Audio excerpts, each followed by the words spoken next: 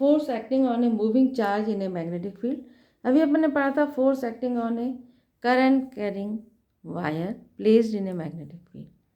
अभी हमने वायर को मैग्नेटिक फील्ड के अंदर रखा था और कितना फोर्स एक्ट हो रहा है ये हमने पता किया था, और फोर्स की value BIL sine theta, magnitude and direction हम फ्लेमिंग लेफ्ट हैंड रूल से निकाले थे।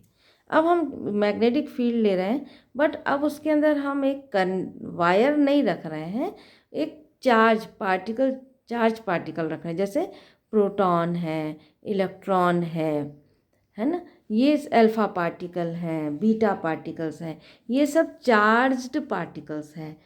तो मूविंग अब एक ऐसा चार्ज पार्टिकल जिसके पास पॉजिटिव चार्ज है या निगेटिव चार्ज है, और उसको हम मैग्नेटिक फील्ड में रख रहे हैं, साथ में अकेला वह उसको से पुट नहीं कर रहे हैं, उसको हम मूव करा रहे हैं, वो किसी वेलोसिटी से मूव कर रहा है, उस समय उस पर कितना फोर्स एक्ट होगा ये हमको देखना है।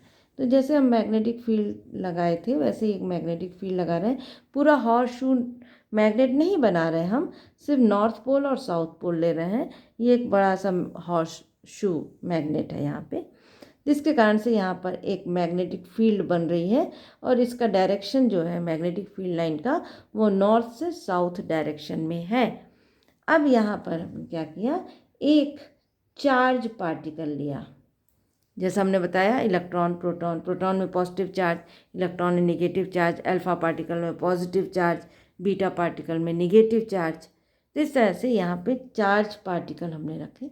उस चार्ज पार्टिकल का चार्ज जो है वो Q है, और यहाँ पर जो मैग्नेटिक फील्ड बन रही है, let this magnetic field is B, इसकी स्ट्रेंथ जो है वो B मैग्नेटिक फील्ड है, और इस चार्ज पार्टिकल को मूव करा रहे हैं V वेलोसिटी से इसको मूव करा रहे हैं, और मैग्नेटिक फील्ड और जो चार्ज पार्टिकल मूव कर रहा है उसके बीच डायरेक्ट एंगल बन रहा है थीटा एंगल से हम इसको मूव करा रहे हैं, मोशन दे रहे हैं, रेस्ट पे नहीं है। तो इस समय एम्पियर ने इसको ऑब्जर्व किया और उसने बताया कि इस चार्ज पार्टिकल पर भी फोर्स लगता है, और जो फोर्स लगता है फिर अगेन वही बात होगी कि ये फोर्स का मैग्नीट्यूड कितना होगा ये हमको निकालना है, और दूसरा हमको ये देखना है कि इसका डायरेक्शन क्या होगा।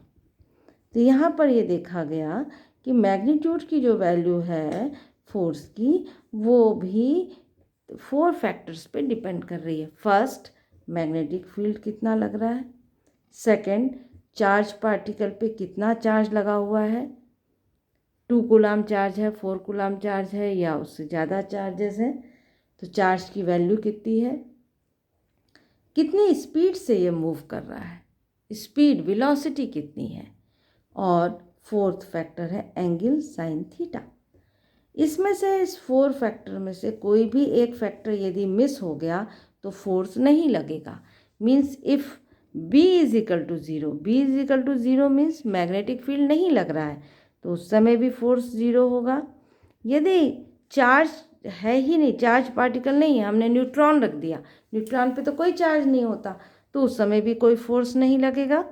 यदि हमने रेस्ट पोजीशन पे चार्ज को रख दिया, मीन्स वेलोसिटी ज़ीरो कर दी, तो भी कोई फोर्स एक्ट नहीं होगा।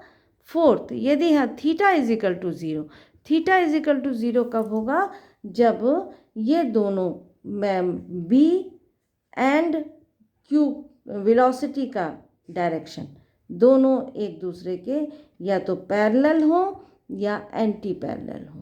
पैरेलल होंगे या एंटी पैरेलल होंगे मतलब एंगल की वैल्यू थीटा होगी या 180 डिग्री होगी। मीन्स एक मैग्नेटिक फील्ड इस डायरेक्शन में जा रहा है और चार्ज भी इसी डायरेक्शन में जा रहा है, तो theta is equal to zero होगा।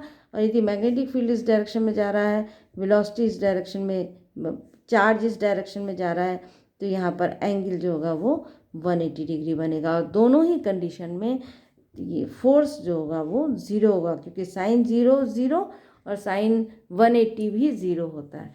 तो ये 4 कंडीशन में फोर्स की वैल्यू ज़ीरो हो सकती है। अब तो लेकिन कितना फोर्स लगेगा, यदि सबकी वैल्यू 0 नहीं है तो F is equal to B Q V sine theta. इससे हम निकाल सकते हैं कि इस चार्ज पार्टिकल पर कितना फोर्स लगेगा। सेकंड है बहुत इंपॉर्टेंट, वो है डायरेक्शन। हमको डायरेक्शन का पता कैसे चलेगा? यदि हमको डायरेक्शन निकालना है कि इस पे जो फोर्स एक्ट कर रहा है, किस पे फोर्स एक्ट कर रहा है, चार्ज पार्टिकल पे फोर्स एक्ट कर रहा है, उसका डायरेक्शन क्या है। तो यहाँ पर यह भी हम फ्लेमिंग लेफ्ट हैंड रूल से यूज़ करेंगे। फ्लेमिंग लेफ्ट हैंड रूल का यूज़ करेंगे। तो यहाँ पे फ्लेमिंग लेफ्ट हैंड रूल क्या कहता है?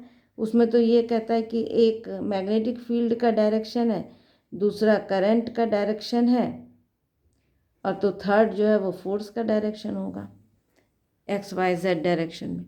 तो यहाँ पे हमको करंट दी गई है, लेकिन हमको चार्ज तो नहीं दिया गया।